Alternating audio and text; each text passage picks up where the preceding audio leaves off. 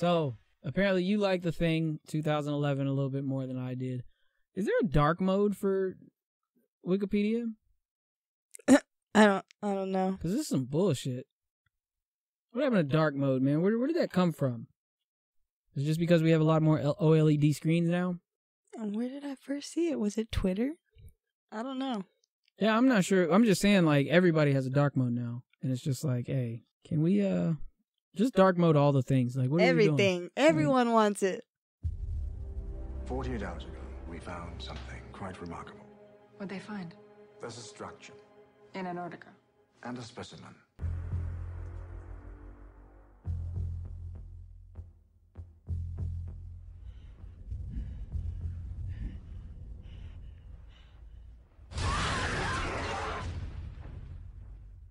So, The Thing is a 2011 science fiction film directed by Matthias van Heiningen Jr. Okay, written by Eric Heiserer, and starring Heiserer. I don't want to fuck up his name because that's racist. Eric Heiserer, and starring Mary Elizabeth Winstead, Joel Edgerton, Ulrich Thompson, Adwele Akinyoe Agbaje, and Eric Christian Olsen. Goodness gracious, bro. Hey, you know what's funny? So out of the 2 movies that we've reviewed, right? Because we've only done 2. We did that whack-ass Gemini Man, and we did this, right? So both of those movies have Mary Elizabeth Winstead in it. Maybe she's my muse. Maybe we should do Cloverfield next. Boo! Not Cloverfield, not the movie, but Cloverfield, the other movie. The Cloverfield, not Cloverfield Paradox. That one was kind of garbage. Damn, what was it called? The one where they're in the bunker? Have you seen that? I don't think so. It's got the Roseanne husband in it. Doesn't Fred sound Flintstone. familiar to me. Yeah, it's good. Anyway, adapted off of the 1982 film by the same name by John Carpenter, which was an adaptation of the 1938 novella Who Goes There by John W. Campbell. It tells the story of a team of Norwegian-American scientists who discover a parasitic alien buried deep in the ice of Antarctica, realizing too late that it is still alive. The Thing premiered on August 10th, 2011, was released on August 14th, 2011. The film was a commercial flop, grossing $31.5 million against a $38 million budget, with mixed reviews from critics. You know what's crazy? That budget is not that bad. It was only a $40 million movie. You know how every movie nowadays has to be like $100 million plus, and it's just like, what is this? This, like, you remember The Mummy? Yeah. Like, it was like $200 million to make that movie. Like the one with Tom Cruise. Not the old one, but the one with Tom Cruise. And it was just like, why? Why are we doing this? Why are we putting so much money into this? Like, we should just try it first and then put the money behind it, like they used to do. But I digress once again. Oh, this is a rated R movie, huh? I would assume. It is rated R. Didn't really seem like it was rated R though, huh? It did not. It seemed pretty tame as far as rated R goes. Yeah, well, I guess the stuff getting set on fire. I don't know. But it looked fake. Like, it didn't look, you know what I'm saying? It didn't look right. It didn't look crazy. You know what I'm saying? Or like, human, like the skin is boiling off their bones or anything. But anyway, 1982, once again, we're set back in 1982. A buried alien spacecraft is discovered in Antarctica. Once again, it immediately jumps into, hey, this is the prequel to, this is us finding the spaceship. And it shows the spaceship. Yeah. And it's just like, well, here we go. You know what I'm saying? Like, at least this is the thing whenever it comes to nuance and subtlety versus the just straight up, I'm going to tell you exactly what it is. It's a fucking alien. You know what I'm saying? I like it. It's unnecessary is my point. It's not that you don't like it because it tells you that you should like it because it tells you how to feel immediately. It doesn't give you any room to think about it, which is, it's just kind of whack. Like, in my opinion, because movies are subjective, right? Like, you can like this movie and love it, but I don't think you really do. I just think you just... I don't love it, but I do like it more than I like the other. You're entitled to your opinion, even if it is wrong. So, I must say that is just, it's just wrong. But... No. No. No. No. Anyway, we're looking at Lars, Peter, and Olav are members of a Norwegian research station, the Thule, and they are driving a big old tractor, and then they fall into a crevice. Once they fall into that crevasse, then I think a crevice and a crevasse. I think a crevasse is bigger than a crevice. You know what I'm saying? Doesn't matter. The fact is, they fall in. They find the spaceship, and the title sequence comes up. And like, whenever I saw that title sequence come up, I was like, "What the fuck is going on?" Like, because the way that they do it is actually pretty cool. It's like they shine the light down, and then the black starts breaking away after the light is kind of eclipsed by the dark, and then the light starts breaking through in the opposite direction, and it's the spaceship, but it's also spells out the word "the thing." Right. And it was just like, what the fuck is this? Like, it was actually really cool. It was a pretty trippy. cool little intro, but not the intro, but that title sequence was really Right. good.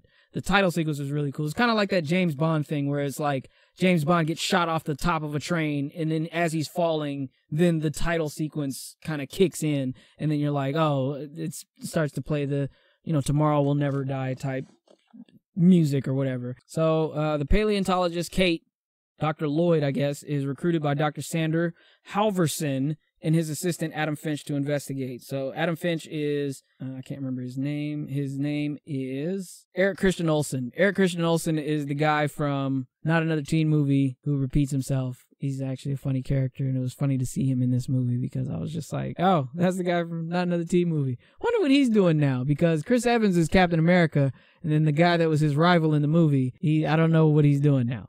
That's just funny to me. He's probably on like some television show on the CW that I just don't ever watch where he plays a teacher. But yeah, so they go recruit her, and they fly to Thule, which is, like I said, the base, in an American helicopter, okay, operated by Sam Carter, a pilot. Okay. Derek Jameson, the co-pilot, Griggs, a crewman. The scientists are met by Station Chief Edward Volner, Juliet, and Carl. Nice. After seeing the spacecraft, the scientists examine an alien body buried in the ice nearby and make plans to excavate it. That evening, the new arrivals meet with the rest of the base, Jonas, Henrik, Colin, and Lars' dog. So, the thing that I was saying in the previous episode, or not previous episode, but what we were talking about the first movie, is that they said it was a Norwegian base, right? Yeah. So, and the Norwegian base had how many people on it? Do you remember? 12. Was it 12 or 10? Because I thought it was 10. There was supposed to only be 10 people there. I think we counted while we were watching the movie, and we were like, oh shit, there's 12 people here. Because they brought that girl in. Go look up the other one. I don't know. I thought it was, but now that you said 10, I don't know. See, I thought it was 10. We can look that up. The Thing, 1982. So there were 12 in the United States crew. Fuchs was a white guy. Knowles was the black dude. I think it's 12. Why do you say you just gonna go off of what you said? What does it say? I'm just on the Wikipedia, and I'm just reading that the film stars, and it names off 12 people. No. But there's another. They specifically say that the Norwegian base has 10 people on it. We should be looking for 10 people in the old one. He says, hey, I think that there's 10 people over at the Norwegian base. Oh, you can't look up a script? It would be the screenplay more than the script. I don't know. I'd have to look that up later. Okay. But Anyway. we'll move forward. The fact is, we thought the Norwegian base had a certain amount of people there. There were more people in that movie that weren't accounted for, I guess, on the American logs. Right? So I have no problem with that, because it's not like they knew, like they radioed in. But then again, I would assume travel to Antarctica is very limited, one, and two, it's very strict. So it's like you can't just have somebody just, oh, I guess I'm going to go to Antarctica tomorrow. It's like, no. We need to log that you're coming. We need to make sure that whenever you get here, you have somewhere to stay, you have somewhere to live, you have somewhere to, you know what I'm saying? Like, you can't just go to Antarctica because it's such a huge landmass and it's not safe. It's just not safe. So you would always have updated logs as much as you can, and they have radios. So it's not like they can't reach each other and say, hey, we're bringing in two more people just in case. So our number is updated to 12. They never did that. But then again, they were also probably trying to hide it from the Americans. You know what I'm saying? Like, we found something, we want to hide it. But the problem that I have is not the number of people. It's that there were so many Americans on, like, there were clearly Americans. Like, there was like 5 Norwegian people there.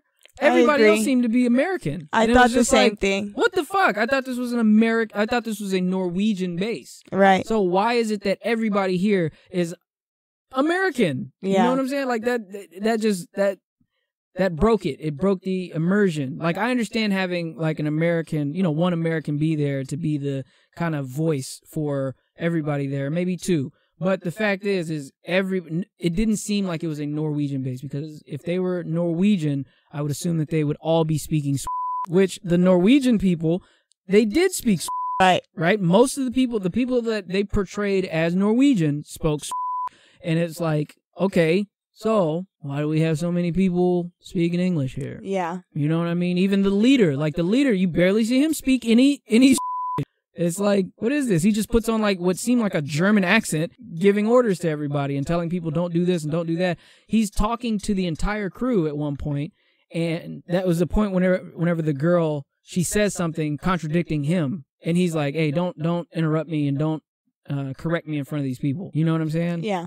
And whenever he says that, it doesn't make any sense, because it's like he should be speaking in right. I think it's, if I'm getting that wrong, then I apologize. But like the fact that I think it's, I don't know if Norwegian is a language. If it is, I don't know about it, and it sounds like, so, you know, I'm a dickhead, I'm uncultured, I'm an American. The fact is, it sounds like, so I'm gonna go with. It could be Norwegian. Is Norwegian? You looking it up? I'm about to, yeah. Is Norwegian a language? Oh shit, the motherfuckers do speak. I mean Norwegian, but they also speak Swedish, Danish, Icelandic, and Norwegian. Okay, so everybody just take exactly what the fuck I just said and reverse that and put Norwegian there. The fact is, he should be speaking Norwegian, and he doesn't. Like, he never does. And I understand it's for the movie, but if you're gonna do the prequel to The Thing instead of just remaking The Thing, go ahead and go all the way with it. You know what I mean? Like, go ahead and go all the way with the Norwegian thing. Now, I understand that they were trying to make some money off of this.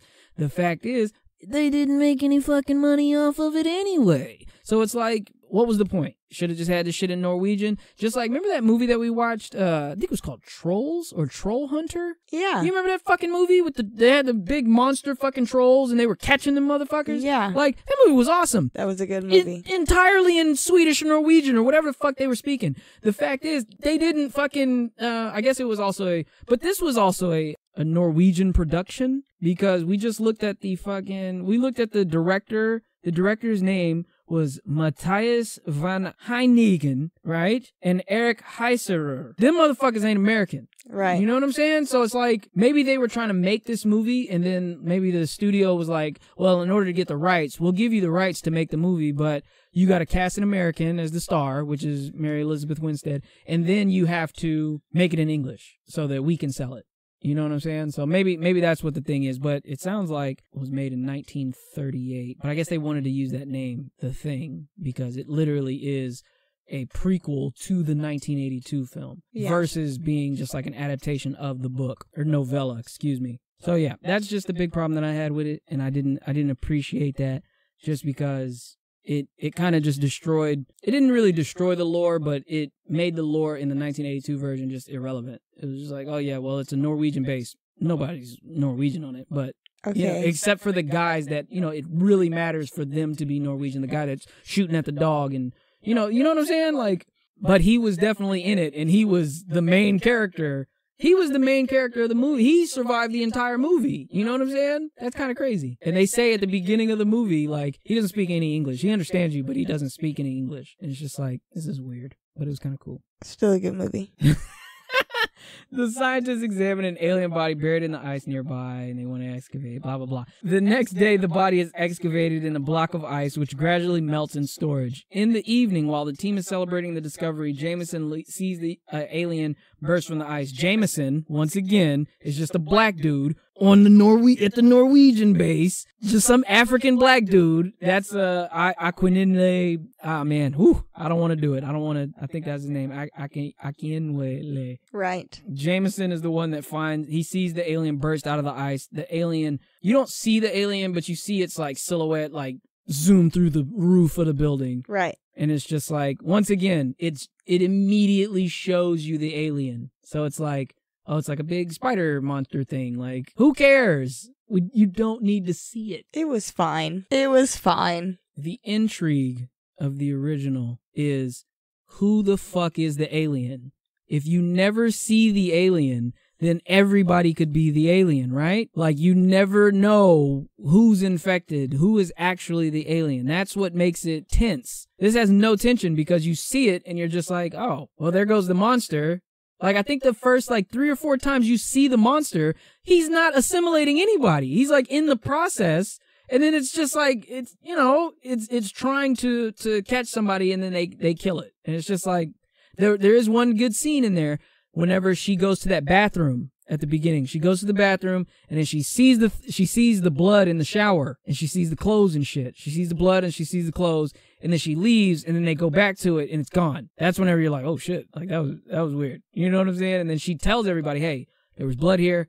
Now the blood's gone. So one of us is the thing, right? They did a good job with that scene. That scene was really good, but seeing the monster go through the fucking sky, it was just like, it was just unnecessary. In the first one, we see it the first time and it's the corpse and you see the burn up corpse and you're like, what the fuck is that? Cause it looks human. It doesn't look like a fucking monster. It looks like a person was burnt, but it's a little off. You know what I mean? So it gives you this overall picture of the thing without showing the thing. You know what I mean? This one immediately shows the thing and it's just like, yes, this is your villain. This is your Godzilla. This is your thing. This is your monster, which is why I just don't appreciate it as much as I guess you, because it's like, oh, well, they finally showed it. Like, they finally showed what it looked like. And it's like, that's not scary, though. That's never scary. That's okay, though. What you know is there is never scarier. How is it scarier to know what's after you? It's like Chucky. Right, exactly. Do you see how the first Chucky works?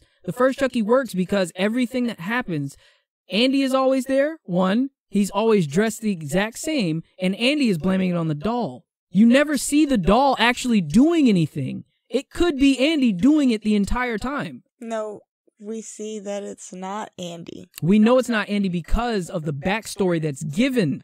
But we don't see, like, if you were the cop, imagine the story from the cop's perspective. Okay, yeah, from the cop. He's looking at it and he goes, well, there's footprints in the flour. The little boy, let me see your shoes. And he picks his shoes up and they got flour on the bottom of them. And they're fucking got the little good guy footprints. And it's just his like, didn't have flour on him. Chucky's had flour. Okay, so, but you see what I'm saying? So, okay, I'm sorry. So I remember somebody had flour on the bottom. But the fact is, it gives you enough to be like, it really is the doll. Like, we know as the audience it's the doll, but we're waiting for the reveal to happen to the detective. And that's why the first one worked. You see what I'm saying? And then the second one, it's like, it's a fucking free-for-all. But they still make that one work because the family has been told that Andy is the one that killed his mom, or the one that killed all those people. And then his mom, like, she went to like a mental hospital or something, right? He went to a mental hospital after that and then got out.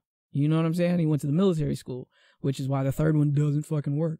Because at that point, he's like almost a fucking adult.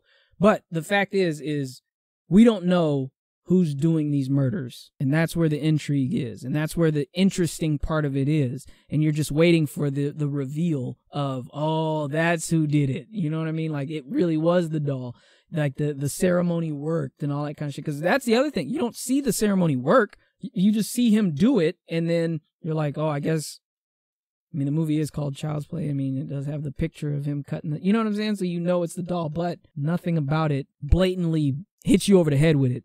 You know what I'm saying? It gives enough to where you can look at the story and be like, all right, the cop might be right. The cop might be, you know, Andy might be doing this. And then, maybe he already got possessed by Charles Lee Ray as the doll. You know what I'm saying? Like, there's enough in there to where it's still a clean experience versus, let me immediately, like, Chucky comes out and he's just like, you stupid bitch. You know what I'm saying? Like, it doesn't immediately just do that. You know what I'm saying? It takes a while for the mom to really believe that Andy is not the one doing it, first of all. And then she says, I think it's the doll too.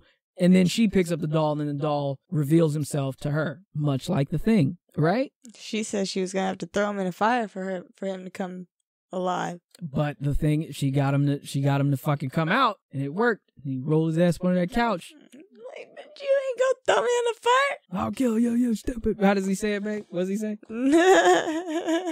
He said, you stupid bitch, you filthy slut.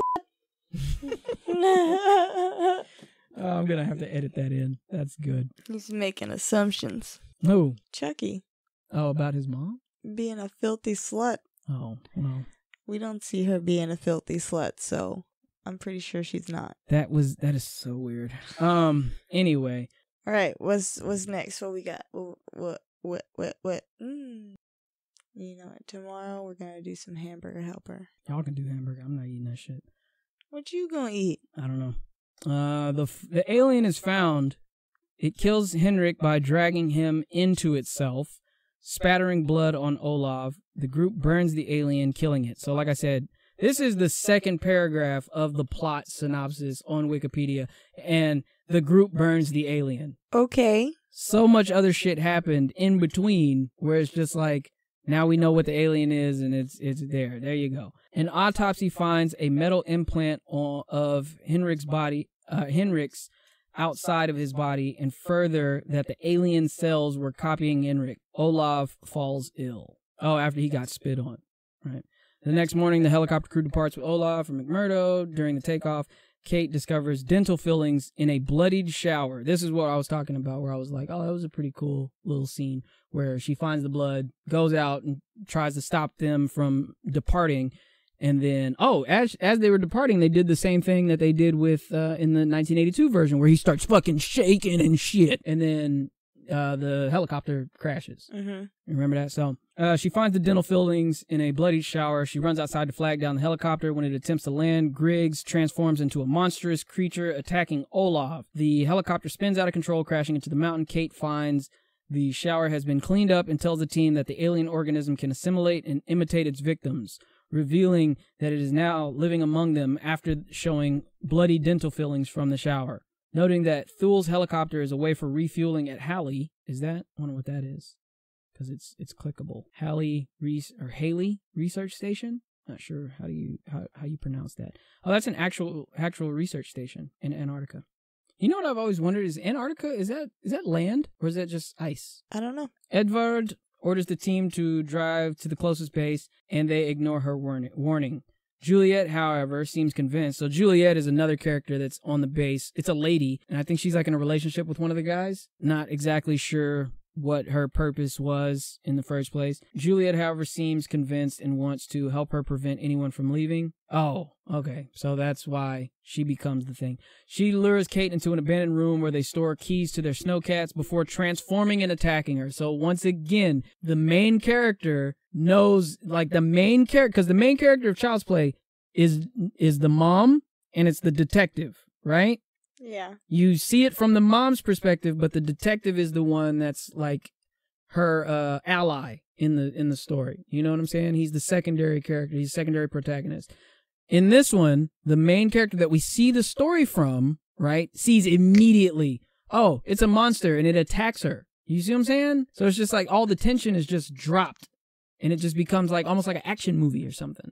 Because, like I said, if the detective immediately was attacked by Chucky, then it'd be like, what the like this movie's, you know what I'm saying? Like it just wouldn't hold the same punch as going through the entire movie. You don't see Chucky do anything. And I can almost guarantee that beginning part of Chucky, I'm not 100% sure, but I'll bet that the beginning portion where Charles Lee Ray is getting chased by the cops, he gets shot, and then he finds the toy and he puts his soul into the toy. That was put in because people were like, well, how's the toy possessed?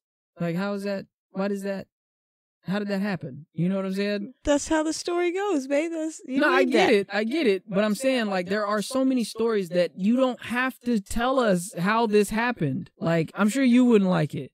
You know what I'm saying? But, like, the movie The Exorcist. The demon has a name that the girl turns into and her head turns around, all that shit. You know what I'm saying? Power of Christ compels you, all that type shit, right? The demon has a name. I don't remember that movie. I'm just saying, it's not in the movie, but it's regarded as one of the best horror movies / supernatural movies. All right, we're going to watch that. Ever made. I don't want to watch it. I don't think it's very good. Like, I don't remember liking it as a kid. See? So you don't remember it, I don't remember it, so we're going to watch it. We can watch it, but I'm just saying, the thing is that you can keep some stuff to the imagination and being like, instead of being like, oh, the demon's name is Pazuzu, it's actually an African priestess who was turned into a demon because she had sex with one of the priests or one of the king's daughters or something. You know what I'm saying? They had a lesbian relationship and then she became a demon. It's just like, do we need to see all this? Like, what is this for? You know what I'm saying? Like, she's just a demon. She's a demon. We don't need to know all this other shit. You know what I'm saying? Chucky could have just been a demon. But no, it's voodoo and all this other shit. And that's why it actually has the longevity that it does, because of all that garbage voodoo and all that type of shit. And it became funnier because it's so silly. Like, it's such a silly concept that if it was just a standalone film, it probably wouldn't do. It'd probably be remembered a little bit more fondly. And it wouldn't be taken as a joke as it is now. Does that make sense? I didn't know people took it as a joke. Who? What? Not Child's Play 1. People like Child's Play 1. Okay. But Child's Play 2, it starts getting silly. Child's Play 3 is ridiculous. And then after that, whenever it becomes Bride of Chucky, it's just off the walls. Like, it's just, hey, fuck it, man. We're leaning in. You know what I'm saying? And that's fine because it created its own lane. And it's been its own lane after number 2. Basically, because number 2 it was full of jokes and shit. You know what I mean? Like, remember when he took the fucking air pump and he stuck it into the teacher and then, like, just dumb shit. You know what I'm saying? He took the ruler. He beat her ass with the ruler. What? Killed the teacher with a yardstick? This is what we doing? Ridiculous. Ridiculous. But it created its own lane. Anyway, back to the movie. So Juliet, of course, is trying to keep everybody at the base. She attacks Kate, and then they do this goofy running scene where she's running with, she's got the thing mouth on like her chest and her head is folded back and her mouth it's a vertical mouth and it's running through the hallways with her head flopping all around and shit with the mouth with like a big long tongue sticking out looking like venom and shit. Like, and I mean, it just looks ridiculous. You can't tell me that shit didn't look goofy to you. It did. Like, that shit looked goofy as all hell and it's all CG'd. And it's not the good CG where it just kind of enhances. It's literally all CG. Like, it's Gemini Man again, where it was just a CGI wibbly wobbly, flippity floppity, no skeleton having ass thing running through the hallways and slobbering everywhere. And it's just like, this is, what is this? The Juliet thing instead kills Carl because she ran past him through the door and she's like, oh my god, it's coming. And then he turns around and goes, what's coming? And then gets eaten by the thing. Lars comes out. Lars is the guy with the flamethrower. He comes out, burns the Juliet thing with a flamethrower. The team resolve to quarantine themselves until the threat is eliminated. That night, Carter and Jameson probably stagger back to the base, or improbably stagger back to the base. Suspected as creatures, they are imprisoned in isolation, which makes sense. Like, they come back, everybody's like, how the fuck did you guys get back? You were just in a plane crash. How the fuck are both of you back? You're probably And it was a snowstorm out there. Was it a snowstorm at the same time? Yeah. I don't remember that, but it makes sense. Sander proposes a blood serum test to check who is a creature or human, but Thul's laboratory is sabotaged. So once again, they just took that plot point from the original, put it into the new one. Inspired by her earlier discovery, Kate proposes a simple test. Everyone must open their mouths to check for dental fillings. Now, a lot of people have problems with this as well. They say that this wasn't established in the original. Like, it can't copy organic matter. Oh, so they're trying to say that a new rule was added? A new rule? Rule, yeah, right. They're saying that a new rule was added. And what it does is it fucks up the ending of the first one. Because at the end of the first one, whenever Childs comes back, right, and he's talking to him, he has an earring in. Now, my counter argument to that is it doesn't copy inorganic matter, right? So it doesn't copy clothes. So how the fuck does the thing always have clothes on whenever it's caught? Because it takes the clothes. Why wouldn't it take the earring? You see what I'm saying? That's external. It wouldn't think to take the dental fillings. It wouldn't think to take, an implant. You know what I'm saying? Rods in people's arms. A rod in somebody's arm. It wouldn't think to copy that because it doesn't need it. Right. But the fact is, earring it had an earring. I'm going to put the earring on. Now, if you said that the earring was in his left ear and now it's in his right ear, then you could be like, oh shit, wait a minute. You know what I'm saying? Because now it's looking at a mirror image and it's like, all right, I got to copy what I remember seeing. You know what I'm saying? Because it puts the clothes back on. It's not like it comes in with like, oh, he was wearing black, now he's wearing white. It's like, no. He wears the same clothes that it had on. So that's never been a problem. So that just means these ones were sloppier. No, it's the same thing. They didn't transfer the earring though. What are you talking about? She was like, he had an earring, and he touched his. Oh, you're talking about at the end. Well, see, look, why you jump ahead? Was that ahead? Yeah, it's way ahead. I was talking about Childs from the first movie. Oh. Whenever he comes back and he's drinking with him, and he's like, "Hey, so did you do it?" And he's like, "Motherfucker, like, did you do it? What are you talking about? You watched me light them bombs. You was nowhere to be found for this entire ending sequence." They test that the alien doesn't assimilate an organic or metallic material. And so people with feelings are cleared. The test implicates Sander, Edward, Adam, and Colin, who have no visible feelings, to possibly be the alien organism. Lars and Jonas go to Carter and Jameson for testing, and as Lars searches an outer building, he's pulled inside. Carter and Jameson break into the main building, shooting Peter dead before he could burn them, puncturing his flamethrower's tank. In the process, the flamethrower's leaking fuel meets with active fire, causing an explosion, which knocks Edward unconscious. When brought to the main room, Edward violently transforms, infecting Jonas, killing Jameson, and gruesomely assimilating Adam. That was the one where the faces were meeting, and then it showed whatchamacallit. Now, what I want to show you is a clip of the movie where they use practical effects, and I want you to compare. We're actually going to do that right now. All right, so we just watched that clip of the different pieces of practical effects that they didn't use in the movie technically. Like, they used it, but they didn't use it, and they just shined everything up and made it all CG to where nothing that was originally put on camera ended up in the film. So they're basically saying, we just watched a clip of the special effects. The guy that created all the special effects, he's like, well, hopefully that we have a really good mix. They had never seen the movie though. The movie hadn't premiered yet. They were at the premiere, and they're looking at it and they're just like, well, we hope that it's a good mix of practical and CG versus just being all CG like it ended up being. And he was like, well, at a certain point we could have just drew all the designs and then went home. But you guys made us do all this other work and then you didn't even really use it. Right. So it's like, what happened? Like, we tried our best, and I'm sure they want to get more work, so they don't just completely shit on the movie. But the fact is you can tell that this is not what it was supposed to be at the beginning, based off of all of the different animatronics that you saw in that video. Right? Yeah. And that's that's a big issue that I have with the film, as far as it just looking bad. I don't think it looked good. It looked silly most of the time, even though those things that they built, those don't look silly. Those look fucking terrifying. Like, I guess I'm just able to look past it and like watch the movie. I don't know.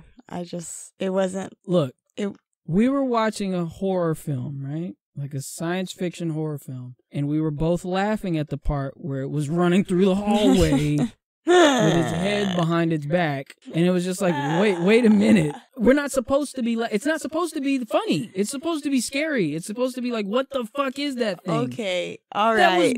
You're right. That's okay. what I'm saying. That's where, whenever you're saying, is it a good film? Is the film made properly? It is a horror science fiction film with a monster in it, right? So it's a monster horror film, right? Why are you laughing at the monster? That one time. The fact is, it should never break. As soon as it breaks immersion, then it's like, oh, well, what kind of movie is this now?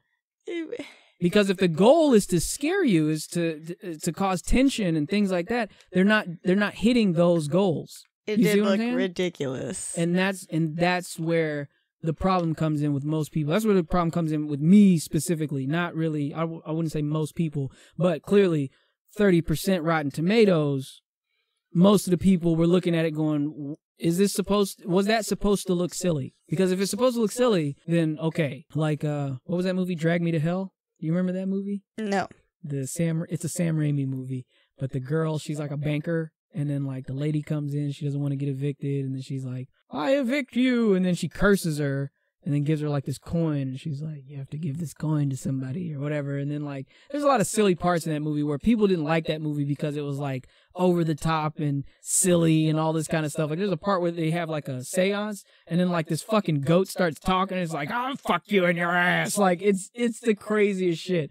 But I really liked that movie. I thought that shit was hilarious. But throughout the film, it has little tinges of comedy where you're like, oh, this is silly. Like, this is a silly horror film. Like, I get it. You know what I mean? Like, she goes to go dig up the lady, and then, like, she digs her up, and then when she digs her up, she falls on top of her, and she throws up all over her face. Like, it's silly. Recognize that style. This movie is not silly. It's not supposed to be silly. It's not an R-rated. It's not Deadpool. But we've got... I think it made noises, too, didn't it? I don't know. As it was running and slobbering. I don't remember that. It was just goofy. It did look crazy. So, where were we? We were talking about the monster killing 4 people all at once. Once again, like, no tension. Just kill everybody. The Edward thing drags Adam's body away. Kate burns Jonas and Jameson before she and Carter pursue the monster, which assimilates Sonder. The Edward Adam thing attacks Carter, but is burned by Kate, saving him. And assimilated Sonder drives... I keep saying Sonder. Is it Sander or Sonder? I don't remember.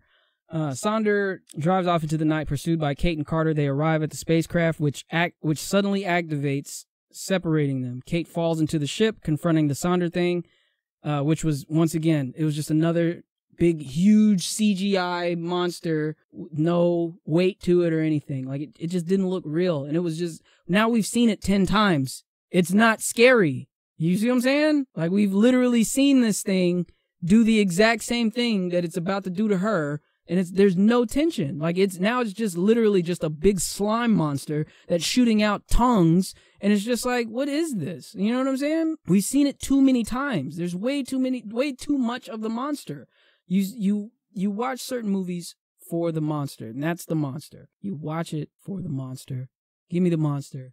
But not too much, though. Or if you're going to give it to me in different forms. You know what I'm saying? I think Stranger Things was pretty good about that. Whenever it was giving it to us in different forms. In the first season, you only saw the monster once. And it was right at the end. And you're like, oh shit, that's the Demogorgon. That's the real Demogorgon. In the second season, there was D'Artagnan, the little one that he had. And then it kind of grew up. And you know what I'm saying? But it's a totally different form of that same monster. And then in the third one, you see that big fucking version of it. You know what I'm saying? The third season, you see the big version of it. And it's like, you know what I'm saying? It escalates, but it doesn't just give you fucking every form and then you fight it, defeat it, and then let's do that exact same thing 13 minutes later. Like, no, you got to space that shit out. You know what I'm saying? If they just would have started off with the thing bursting through the ceiling and then you never see it again until the end of the movie again, maybe. But no. And even in the 1982 version, you see the first version is the burnt version, right? The 2 melted faces, right? The second version is the dog version. You see that nasty fucking thing slapping and, you know, doing all that shit and spraying shit on people. Like, it never even sprays anybody. What the fuck was it spraying? It was spraying things. It sprayed something on that dog, and then that dog turned into, like, mush. You know what I mean? Yeah. Like, it gives you different versions of the thing, and then the third one, we see him, and he goes to defibrillate him, and then it opens up the stomach, and then grabs the arms. You know what I'm saying? That's a whole nother version. The head falls off, and then sprouts antenna, and then spider legs, and then runs off. That's a whole nother version. You see what I'm saying? So, like, every time you see it, it's something totally different. This time, it's the big open stomach monster with the melted face. Like, every single time you see it with big mantis legs. We get it. It's not scary. We just saw what you do to it. You just burn it. Nothing about this brings any tension or heat to the situation. It's just like, oh, well, every time you see somebody, you're like, oh, that's probably a thing. You know what I'm saying? Instead of being like, every scene is literally like, it starts off with 10 people, and then it goes to 8 people, then it's 7. Then it's 7, but you're like, oh shit, now we really got to figure out who it is because everybody's tied to chairs. You know what I'm saying? Now it's 6 because we just figured out who that was. You know what I'm saying? Like, but it's like, at the same time, there was still another one that you didn't see that was turned. You know what I'm saying? Like, it's a constant thing where it's like, I don't know, man, we didn't even get to finish testing the blood. So it could be any of us. Any of us could be the Thing right now because we didn't even get to finish testing the blood. That thing kicked over the table. Like, there's some shots in the second one. Remember when he kicks over the light? Like, that was a shot that was in the first one, and I pointed that out to you, and I was like, hey, you remember that? Like, that was in the movie. Like, but why was that in the movie? Like, I get it. Anyway, the next morning, Thul's helicopter pilot. My bad. That's not right. Kate falls into the ship. She confronts the Thing. Kate kills it with a grenade, and an explosion shuts down the ship's engines. Kate and Carter. So wait a minute. Okay, Kate and Carter reunite. So Carter is the guy. That's Joel Edgerton. Kate notices that Carter is missing an earring that he wore earlier. When confronted, Carter points to the wrong ear. Kate burns. So he didn't have the earring in. Right. So he didn't have it in, but he grabbed his wrong ear, and he's like, oh, I didn't have my... Oh, you know what I'm saying? He could have had both ears pierced.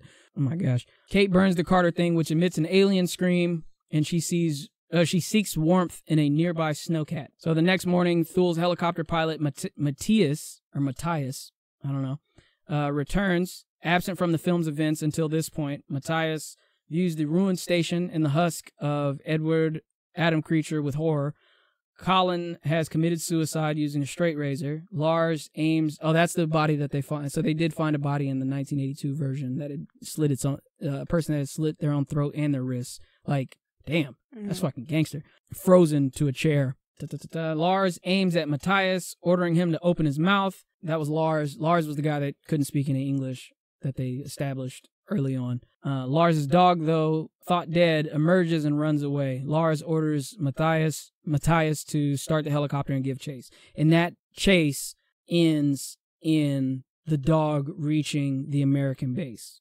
Or at least the Norwegians shooting at the dog from the helicopter. And that's how the 1982 version starts off. So whenever I first originally saw this, I watched the old version, then I watched the new version back to back. And I was like, holy shit. Like, I thought that was really cool watching them back to back. You know what I'm saying? Because I watched the old one first and then the new one.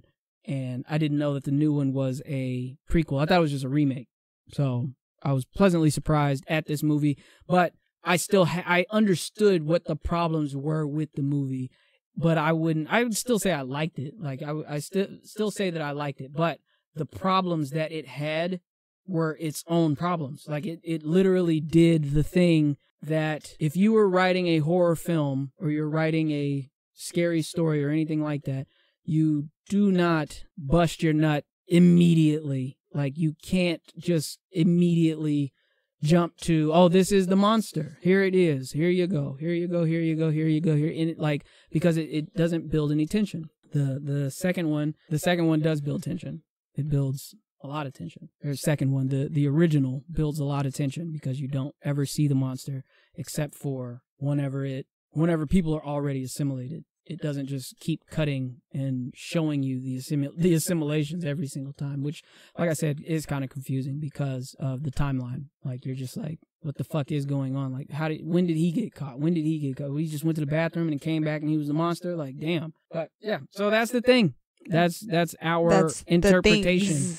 Yeah, the things. That's what they should name the sequel to the one that's after the 1982 version. Things, like they did with Alien, because it's Alien and then Aliens. Ah.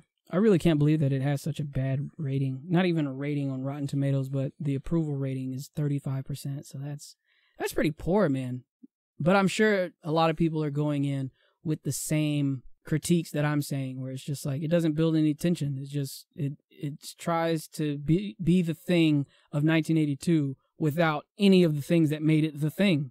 It's okay. It just becomes like I think they would have been better off not naming it the thing, but it's so tied in that it's like, it's almost necessary, but I don't think it's necessary. Like, they could have just left it, and they could have allowed it to be its own thing, and then everybody kind of does their own fan theory thing where they're like, oh, no, I think that actually it's actually a prequel to the thing. And then it's like, look, dude, it broke out of a block of ice. It did this. It took over this guy. It melded the faces. We saw that in the 1982 version. What if this is actually a prequel? And then the director can always go like, I don't know, man. I think you guys should really watch this movie instead. Like, that's classic. You know what I'm saying? Instead of being like, oh no, this is the thing prequel. This is the definitive version of the prequel of a horror classic. You know what I'm saying? I think they would have been better off just being like, hey, this is just a movie that I made. This isn't attached to anything else. Like, don't look into it that deep. Much like Jordan Peele does with his movies, where he's just like, oh no, it's just a movie, Even though like there's clear symbolism in places, like on This Is Us, where they're like, you know, the tethered and they're joining hands and killing their counterpart. You know what I'm saying? Like there's a lot of, I would say, social commentary that's in there, but at the same time, Jordan Peele refuses to like deal with it. He's just like, oh, I don't know what you guys are talking about. It's just a horror movie. Like, there's some symbolism there, but like, don't worry about it. It's just a horror movie. Like, well, what about the gold scissors? Why are they gold scissors? Does it mean to cut the oppressors? It's just like, they're just gold scissors. I don't know what you're talking about. But it allows people to kind of have that interpretation and that voice versus, no, this is exactly what I meant, and this is exactly what you should think, and this is exactly how everything should be interpreted, and I'm telling you this visually. Here you go. This is what you're asking for, right? But I can see where it can get annoying, especially for somebody like you. What? Like you don't want the nuance. You want no. I want to know exactly who was the thing. Like, can we get some night vision goggles out and then see like the heat signature of this motherfucker? Because I'm not. No. I need to know. You know, I see the Predator movie. Does Arnold Schwarzenegger live or die? You know what I'm saying? Does the Predator live or die? You know what I'm saying? Like, oh, there's multiple Predators? Okay. So how come it didn't show that there were multiple Predators? This is stupid. Right. This is dumb. And it's just like, no, you gotta give it a chance. Give it a chance. But at the same time, like I said, that's why I say that I can understand where you're coming from whenever you're just like, nah, the ending was shit. And it's like, was it though? Don't get me wrong. Is it? Yeah. Is the guy the guy? Is he the thing or is he the guy? We'll never know. But some people were saying that whenever he gives that last drink to Childs, and he's like, yeah, man, it's going to be crazy. I don't know what we're going to do. He gives him a bottle of gasoline, right? Because remember, he was making all those Molotov cocktails, and he was throwing them and he was blowing up the base. And they were saying, like, maybe that was gasoline that he had in the bottle. And then whenever he gives it to Childs to drink, and then Childs drinks it, he knows that he's the thing, because the thing wouldn't be able to discern if it's alcohol or if it's gasoline. So once again, just it's interesting to have these kind of theories, but at the same time, it's like, I can understand where it would be frustrating and annoying. That was fun. We gotta go pick up these kids. You gotta go pick up them kids. Oh, I gotta go now? I gotta go? I gotta edit the episode. You better really be doing that. I haven't edited. I got 3 in the tank right now that I have not edited. They're just Beast Wars episodes though, so like, you know. Go edit then. I got a lot of Beast Wars. Well, one of them, the audio fucked up on most of it, so I don't even know how that one's gonna come out. Oh yeah. Yeah, you see what I'm saying? I need a new fucking laptop. If it is broken, we can just redo it. It'll be fine. You want to re-record? Yeah. I guess, man. Well, this has been us, listen. man. This is a super long episode. I think this is our longest episode so far. Because it was 2 movies combined. It is 2 movies. I don't know. Maybe we should do part 1, part 2. What do you think? Of this? Yeah. Get 2 episodes out of it. We're gonna re-record? No, there'd be no reason. I could just cut it. And yeah, check us out on all socials. On My Screens, On My Screens Pod. I should squirt some milk. I think please don't squirt any milk. On My Screens at gmail.com is our email address if you want to send us a message. Yeah, that's it. We out. Bye. Okay. And that has been the end of our Thing discussion for The Thing 2011 and what we thought about it. Really what I thought about it. Don't really be talking. Or oops. God damn it. It's okay. It's okay. I always edit Son it out. of a... Look, the thing is, The Thing 2011, it's in the bag, and we are done. Like I said, we did both of these episodes, and I got to edit all this together. This is going to be a long edit, but it's going to be fun. Hopefully it's fun to listen to. Back. To back. The back. Oh, you want me to get you from the back? Say what? Man, you want me to tape the back? Hold on, man. Why don't you just say that? All right, look, we out, man. Okay. Check us out on all socials. onmyscreenspod.com. TnT. onmyscreens at gmail.com. This has been T. And T. And we out. Bye, everybody. All 15 of our listeners. 15 listeners. I don't know how many subscribers. But we at least got 15 downloads. I don't know where they came from, but whoever's listening to this bullshit, we appreciate it.